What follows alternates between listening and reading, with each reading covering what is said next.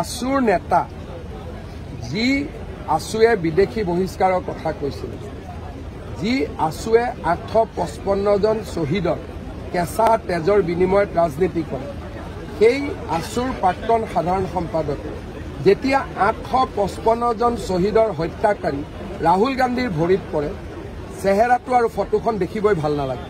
চলো, আছুৰ নেতা যি আছুৱে বিদেশী বহিষ্কাৰৰ কথা কৈছিল, যি আছুৱে 855 জন শ্বহীদৰ কেঁচা তেজৰ বিনিময়ত ৰাজনীতি কৰে, সেই আছুৰ প্ৰাক্তন সাধাৰণ সম্পাদক যেতিয়া 855 জন শ্বহীদৰ হত্যাকাৰী ৰাহুল গান্ধীৰ ভৰিত পৰে, চেহেৰাটো আৰু ফটোখন দেখিবই ভাল নালাগে।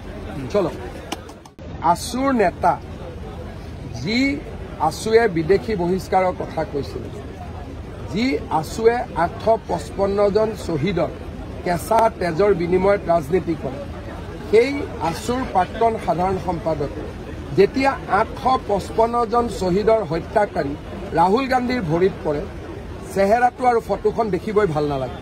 চলো।